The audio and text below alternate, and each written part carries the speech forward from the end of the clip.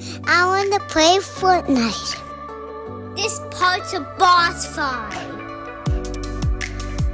Headset, baby.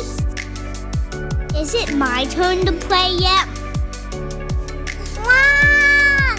Run! Run! Oh, we lost again. You messed it up. Go left, left, left, not right.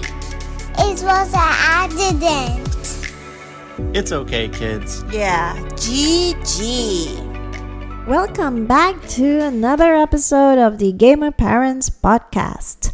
My name is Joanne and I'm joined by my amazing and wonderful husband and gamer partner in crime, Kevin. Oh, thank you. And hey, everyone. If this is your first time here, Kevin and we're parents who game and gamers who parent. We have 2 kids, a 4-year-old and a 6-year-old, and this is where we talk about our life in gaming and parenting throughout the week, just juggling between them both. And this is episode 123, episode 123. Testing 1, 2, 3. Episode testing 1, 2, 3. Yeah. And as usual, we like to start with our whole parenting episode during the week. Yes, and this week has been spring break over here. Yeah, so it's like double the time. And yeah, so Dylan has been out of school, our oldest. Yes, and thankfully our youngest is still in preschool because those private preschools, they're always on regardless of the break time. They get like no breaks. Yeah, they don't actually, you're right. Unless it's Christmas or the New Year's. But yeah, spring break. So what have we been up to during the week? So just for the record, Kevin's still working and it was my initiative to spend as much time as I can to make Dylan's life magical. More magical than normal because already you do an amazing job of making his life magical. Aw, thank you. But yeah, to make this spring break, which is a staycation, memorable for him, we start off by going to Dig World, which is, I think we spoke about this sometime last year. And that time it was when you take him to this place called Dig World. So I'll let you talk about what this place is about again. Yeah, I had taken him there for a birthday party, and I know you took him kind of again, but you and him this time. Yeah. And it's, I don't know the best way to describe it. It's not like an amusement park, like that scale or level, but, you know, you get tickets, you go in, and it's all like construction themed, and they have like excavators and like kind of like these crane machines and tractors. Yeah, all kinds of different like tractors and construction things that you can use for kids to like use, and there's some like controls on them in place so that they can't like really hurt themselves or do anything. Right, like limited motion. Yeah, is limited probably the motion. best way to say that. So like you can, you know, use your excavator to like dig a big hole, you know, and Pick up stuff. that's really cool. Like for a 6-year-old, that's a really cool idea. You know, and of course you have to sign a waiver and stuff. Yeah. That kind of thing. But it's really cool idea for like a little event thing. And it's really just like they're like pretty much at our local mall, and you got to take him this time. Yeah, and the difference between last time and this time is he is taller. And that makes a difference because for every equipment you have like a height limit. So he got to use the excavator by himself this time compared to when you were with him. Yeah. And another thing that was different between the last time you took him and this time is that because we went in as a regular admission versus a birthday thing, we get to use the whole park, and we get to use the tractor and the ATV and go around the tracks like a couple laps each time. Yeah, and it was you driving? Yes. I mean, he could technically drive the tractor, but I just wasn't confident letting him drive the tractor himself. It's really like a bumper car, if you ask me. I mean, the controls were just forward, backwards, and left and right, you know. But it's very sensitive, so just using the controls, even for me, was scary. Sure, yeah. But for the ATV, he couldn't reach the pedal because he wasn't tall enough for that equipment, that particular equipment. So I had to drive it and he was in the passenger seat. And that was fun. I didn't think I would enjoy using an ATV. Yeah. And then there was this thing that you get on and it's like a crane almost. It goes up and up. It was kind of like the things that like electricians use to like repair power lines, right? Yeah. Like it's a platform type thing with a guardrail and the controls are there Yeah, and yeah. like you can make it go up and down, right? Yeah. I I don't know people what use it's it called. sometimes to like put up Christmas lights and stuff too. That's true. So it's not a crane. It's something like, I don't know what they're called, but Yeah. you see them all the time. People probably know what we're talking about. yeah, it's tall, basically 3 stories high almost. And they gave him 4 balls to throw down into a barrel and see if he'll get 1 ball in at least. And he did.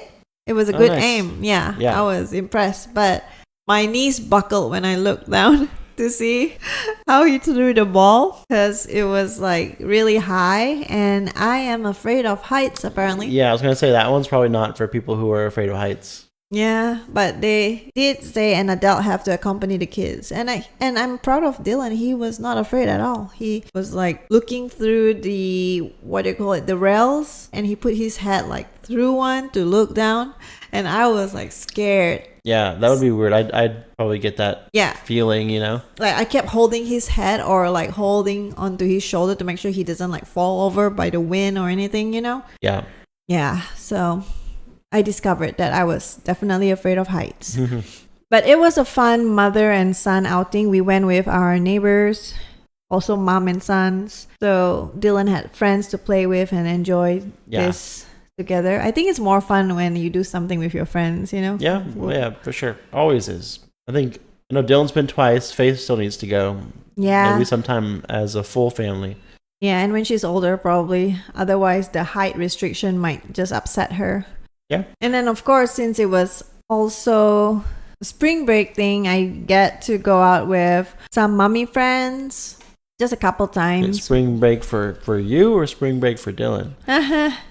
Well, he's happy with his like Pokemon movie at home here. You know, he doesn't have to go out all the time. So while Faith's at school, some other moms who are around wanted to hang out for brunch as well as like dinner time, you know? So it's nice to hang out with mom friends. And I get to do that twice this week. Always important to include some social life if you're an extrovert. Yep. And Dylan also get to try out martial arts for the first time. Yes, Tae Kwon Do. Yes. I know there's a lot of martial arts, and you've done some in the past, haven't you? Well, I did karate when I was a kid, like probably around Dylan's age. I Really? think. So young? Yeah, just for a little bit. Okay. I think I started mine when I was like 2nd or 3rd grade, and it was Tang Soo Do, which is like Taekwondo, but a different Korean martial art, obviously. Okay. It starts with a T, ends with a Do, so I assume it's about the same. But I didn't go far. I think till the 3rd belt color. Yeah, same here. Yeah. See, none of us are black belts. Maybe Dylan would change that. Maybe. Yeah, as long as he sticks with it long enough. Yeah. So yes, he signed up for the trial classes, and we'll see how he likes it. I mean, he seemed to really enjoy the first class, but that's how it goes for all of us, right? The first class is always the easy stuff, basic stuff. And once the sparring starts, we'll see how he thinks about it. And he also got to do like a long play date with his friend. And he had a splash pad day, followed by muffin baking and brunch with his friend as well, who is also off for spring break. And this friend doesn't go to the same school as him. So it was a nice reunion for them both. I used to go to the same school, but not anymore. Yeah, they used to go to the same preschool, but not anymore. But their friendship is like gold. So they're still in touch and trying to get together when there's a holiday. But that was what I did with the kids or with my friends during the spring break. And I missed a lot of that. 'cause Yes, I was you working. did. Yeah, you were working. And thank you so much for working. We appreciate you because, you know, you enable all that through your work.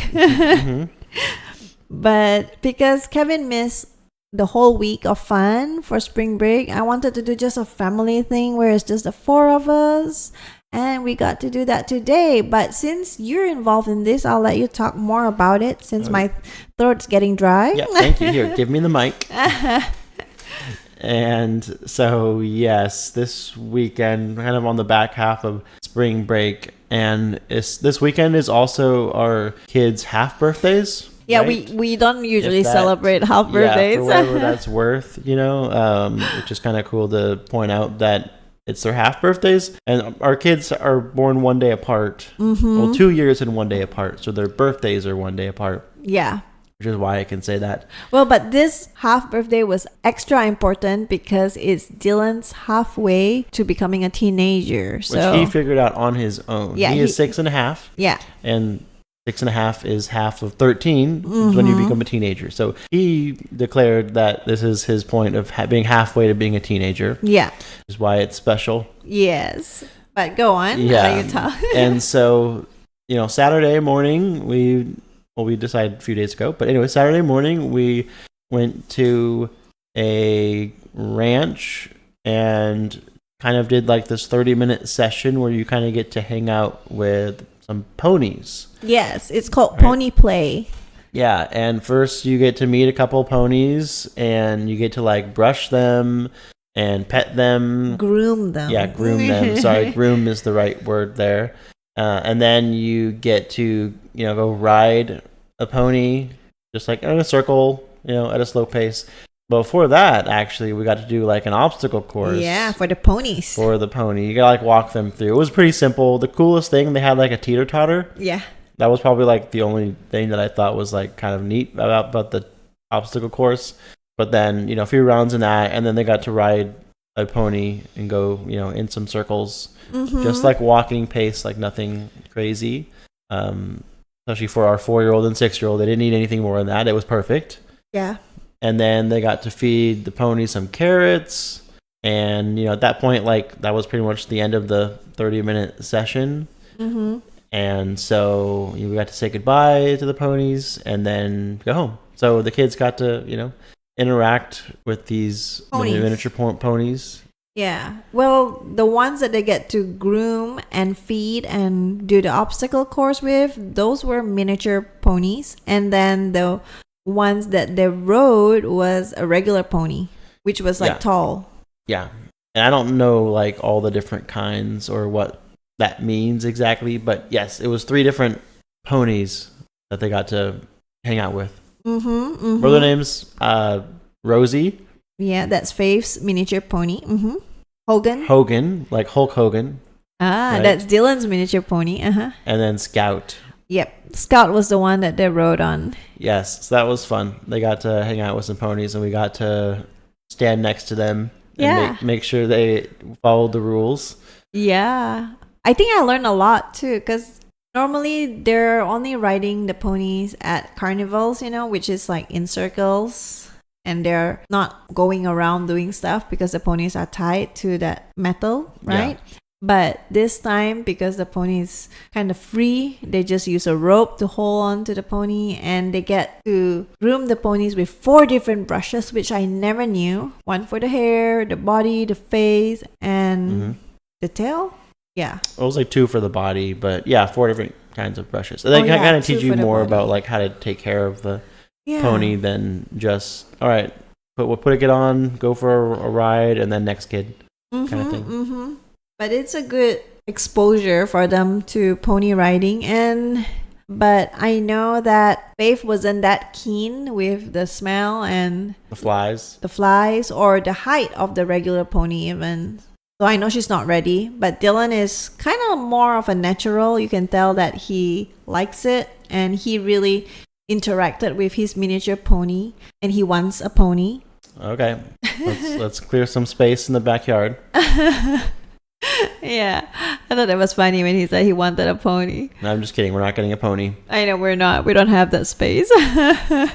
This was kind of just the start to our half birthday weekend birthday bash. Mm-hmm. sort of. And Yeah, so after the pony rides, we took the kids to Rainforest Cafe. which has been a while since we've been there, right? Yeah, but it's a place that I like to take the kids and True. myself and the kid in me because I've always liked Rainforest Cafe. Just like the aesthetics, if you've never been to one or heard of it, it's like a restaurant, but the whole place is like decorated as like a rainforest, right? So lots of Animals. fake trees and plants and also animals. That's Yeah. actually like animatronics, right? I think that's Uh-huh. what you call that. True. So like every once in a while they move and make noises and Thunder there's like happens. thunder that happens and every 30 minutes I think it's a thunderstorm.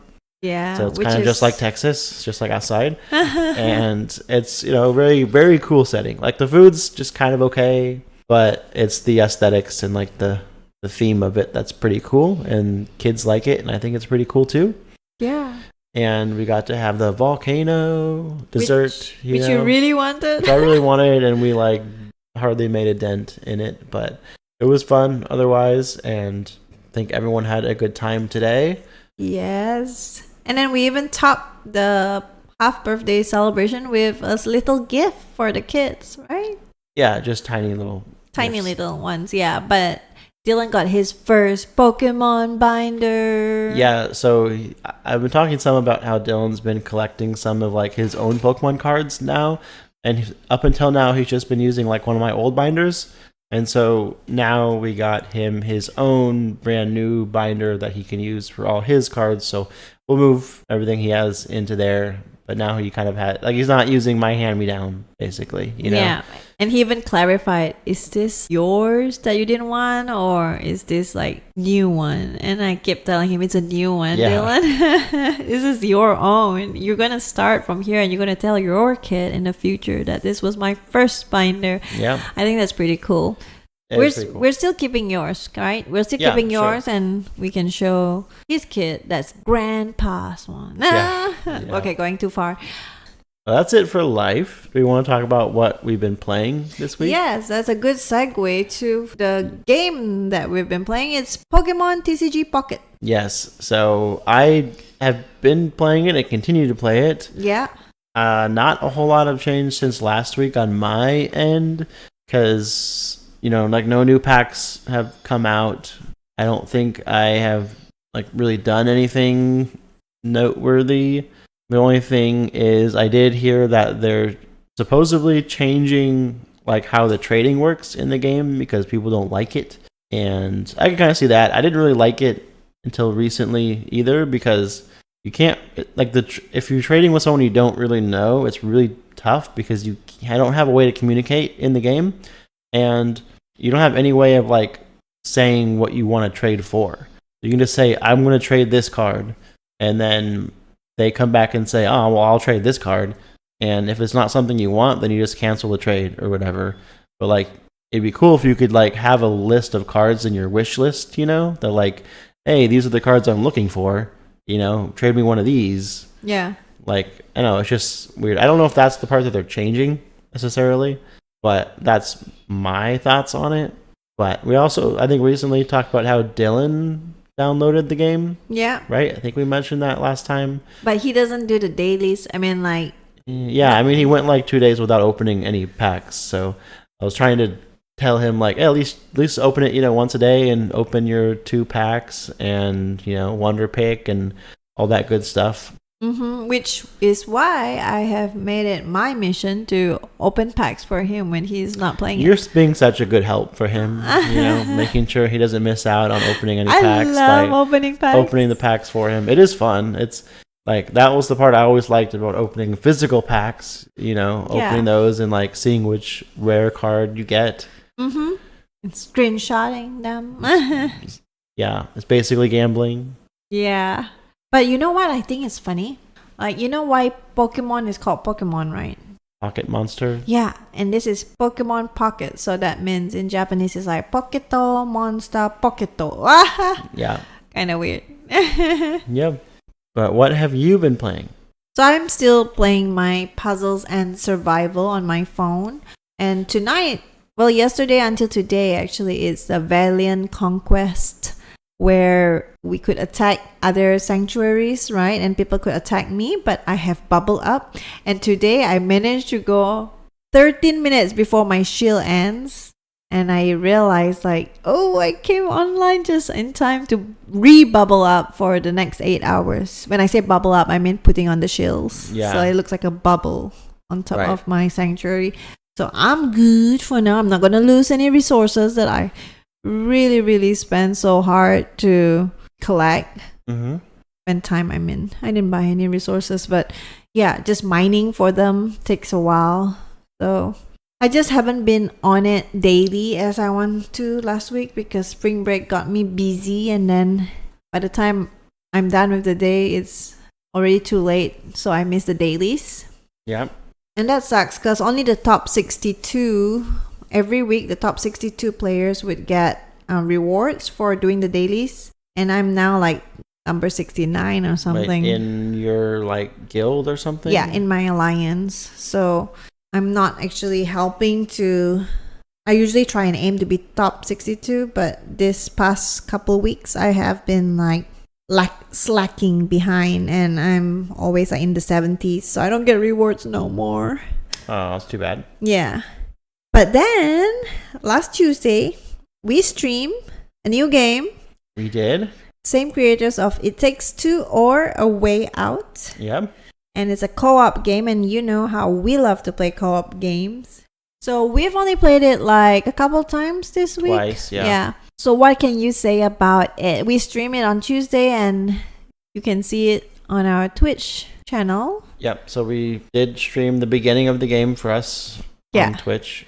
And I'm sure we're going to play it again this next Tuesday. Yes. So we'll talk more about Twitch later, but keep that in mind. And if you've played It Takes Two, which won Game of the Year a few years ago, it feels a lot like that as far as like the gameplay, which is basically a co-op game, story game where you're trying to progress, and you very much rely on your co-op partner. You cannot play the game solo. You need a second player, so keep that in mind. And it's very much trying to figure out puzzles or trying to, make your way through various platforms or rooms and trying to reach certain areas of things. And, like I said, a lot of things you're relying on your partner to do or help with to help you reach something. Yeah. And vice versa. And I also like how in every like episode or stages in the game, you either have a new weapon or a new, what's the word for it? Ability. They add like something new to it. So that was very much taken from It Takes Two also, where like each like chapter, like I like what you said, you have, they add like a different tool to your, tool belt, basically, a different thing you can do. And just to tie that into the story, and without giving anything away, there's a tech company that invited a bunch of authors to come in and get published. But they end up getting put into this machine or plugged into this machine that kind of puts them as characters into the world of their story, right? The stories that they write and that they've created. And one of the characters is a fantasy writer, and one of the characters is a sci-fi writer. And so they alternate through like these different worlds of sci-fi and fantasy, right? And each world you go into, like, you kind of have a different setup. Either like in the fantasy one that we're in, like you can shapeshift, right? Versus the sci-fi ones, you have like these cool tools or gadgets or weapons. Because you're a ninja. Yeah, because you're like a cyber ninja. Yeah. Right? You're like so this cool. futuristic ninja, which is pretty cool.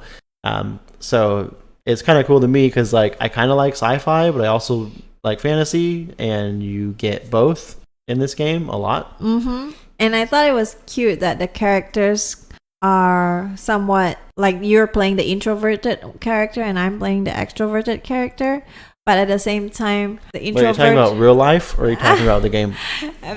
You're finding both. And the funny thing is, like, The extroverted one is very optimistic, more like you, and then the introverted character is more pessimistic like me. So it's like a switch between the both of us, but you're still playing the introverted one, obviously. But I can so relate to the extroverted one because she's asking so much questions, trying to prod into the life of the introverted character, and the introvert just wants to get on with the game, without talking or being a friend. Yeah, because it's like you see a little bit about their characters by the stories that they write, right? It's an art, and I think part of your character and experiences come out in the stories that they're writing, right? And I guess one author to another, knows that. Yeah. And just for the record, guys, I used to write stories. I mean, I used to publish short stories in my country, but it's like in kids magazines or newsletters.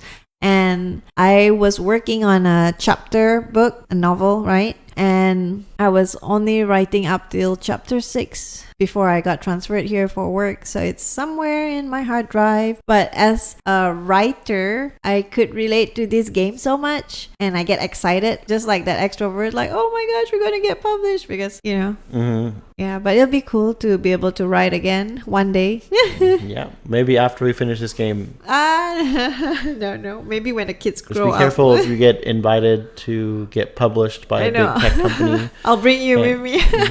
Yeah. Because I die so much in this game.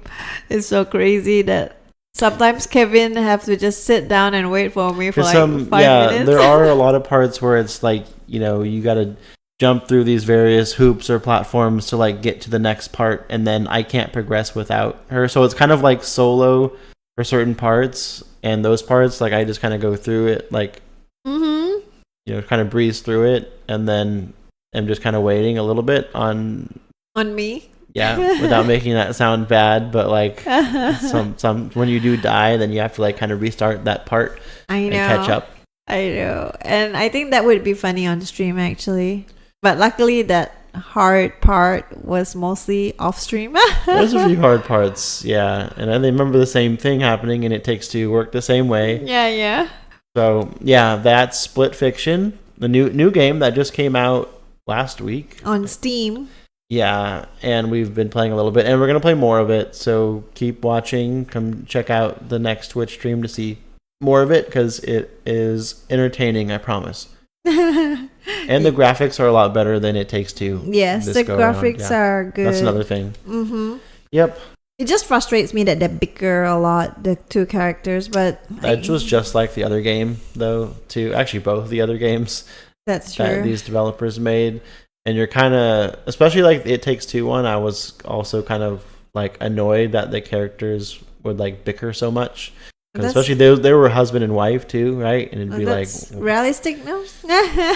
It was exaggerated. Well, they were on the verge of divorce, so I don't know how exaggerated that is. True. And these ones, they don't really know each other going into it, so it's supposed to be more friendship oriented versus relationship or marriage oriented.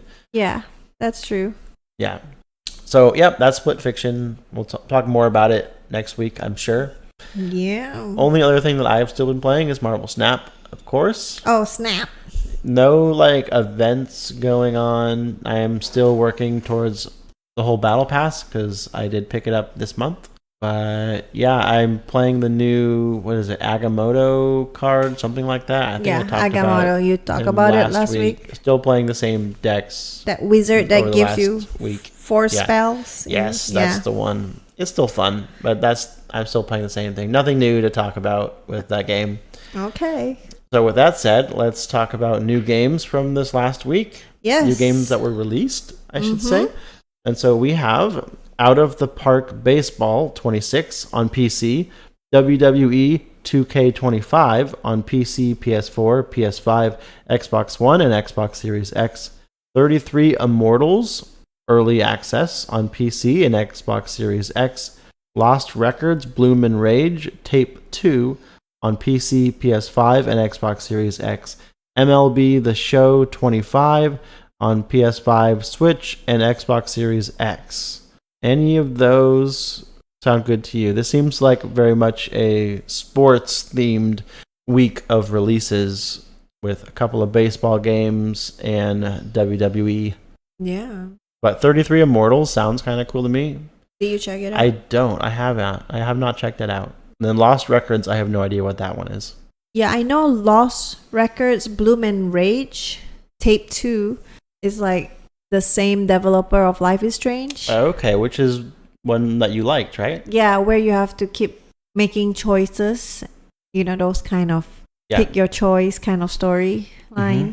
I know I've seen a trailer of it before. I forgot where, but it really caught my eye. So yeah, I might check it out one day, but not in the near future. Okay. Yeah. Well, then what's new on Game Pass this week? New on Game Pass this week is Mallet Jack on console, PC, and cloud. And 33 Immortals, which is the day one release on Xbox Series X and S, PC, and cloud. Okay, very cool. So let's run through where people can find us. Yes. I'll start with Twitch, since we talked about that earlier, where we stream most Tuesday nights at 9:30 p.m. Central Standard Time. Yeah. Kind of flexible all the time, though.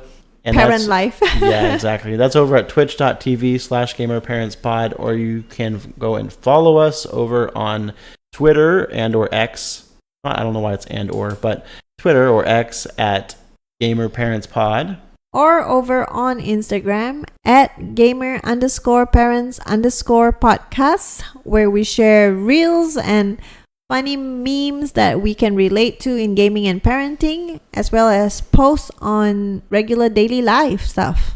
And you can subscribe to our YouTube channel, where we post audio versions of every single episode. The best place to find us is on our Discord server, and the link to that can be found in the episode description below. But that is all that we have for you this time, so we will catch you in the next one. Bye!